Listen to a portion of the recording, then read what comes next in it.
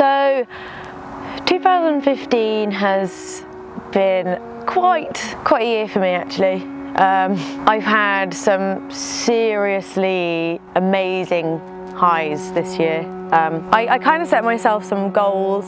So I told myself this year that I wanted to see the world. Like I knew I was going to be 24, nearly 25, and I haven't actually been anywhere. So I told myself that I was going to do some traveling, and I did that. I've been doing a lot of stuff for myself, so not necessarily like career-wise, just generally my well-being and just doing things, I suppose, that I want to do as a person.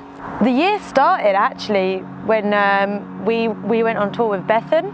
My band Boxer Light, we supported her for like 3 of the dates on her UK tour, which was really cool. And then after that was February.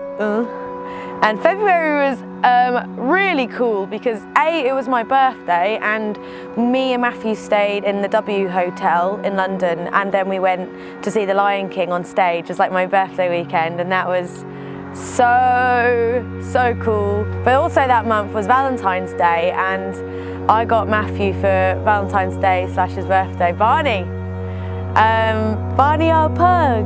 Then shortly after that I started the progression of my sleeve. Now I went to see Natalie, who is an amazing tattoo artist. I found her, actually Kira Rose recommended her to me, and I went to see her and I started the rest of my sleeve, which was my flamingo, and couldn't be more happier with it. I want to get another tattoo just so I can go see her again. She's really good. That was also around the time that I decided to get rid of my pastel hair. Like, me having pastel purple hair was the beginning of my YouTube career. So that was because I was essentially teaching people how to dye their hair pastel too. Yeah, that was a big, bold move, I'd say. I thought it was the end of my career. And I do miss it, but I don't. Like, I think I'm pretty much over the pastel hair thing. I know it's only hair, but I suppose when something's so important to what you do, in a way, then yeah. But I don't know, if my hair wouldn't like absolutely fall out, then I might give it another go. I'm not quite sure. I also went on tour as well this year with my band. It was us, we were headlining, and it was really cool.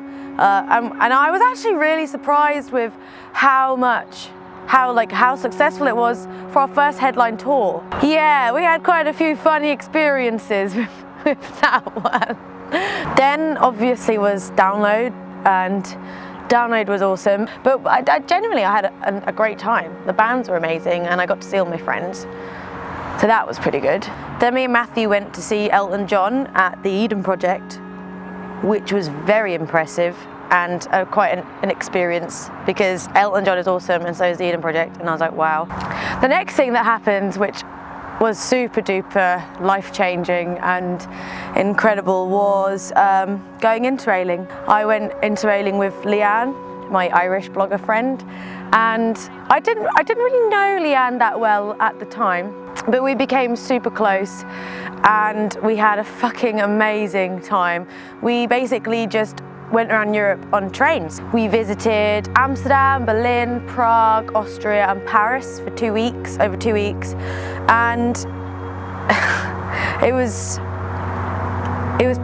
fucking amazing. It was so good. And then the next thing, which 2015 brought, was my dream holiday.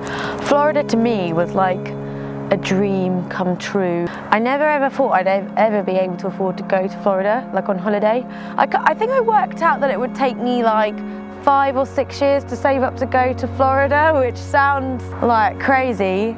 But luckily in the field of work that I'm in now, I've had some really good work and stuff. So I managed to like put some money together and actually go. Me and Matthew had an amazing time. I saw my friend Soraya, who is like a wrestler called Paige. She's from Norwich, and that was really nice to hang out with her and her boyfriend and all her friends from Orlando. Also got engaged on my holiday, which was funny because it was like the weirdest engagement ever. So that happened. I look back at my holiday and just wish I was still there. It was amazing. And then around the time that I went to Florida, my granddad passed away. He was suffering. He was battling dementia for the last 2 years, and yeah, it was like the day or two before I went away. My mum rang me to tell me that he'd gone.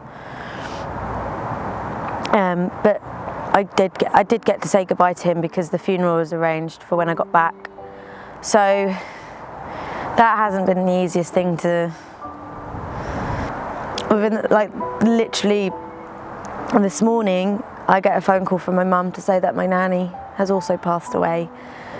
She had like multiple strokes and bleeds to the brain. So I'm still like, I don't know, I'm still taking that in right now. Well, I suppose the thing that makes me feel better about it is knowing that Nanny and Grandad are in heaven together now, and they're at their best time. Apart from Nanny still trying to smuggle 20 fags, and Grandad's telling her that she's a stupid lady, and then she'll reply with, "Oh, piss off." Also, Nanny was a diabetic, but she used to always still eat all the cake and all the sweets, and you couldn't stop her. But when she went to hospital and was into care, they wouldn't let her do that anymore, and she was most upset. So now I know that she's up there eating all the cake. Oh.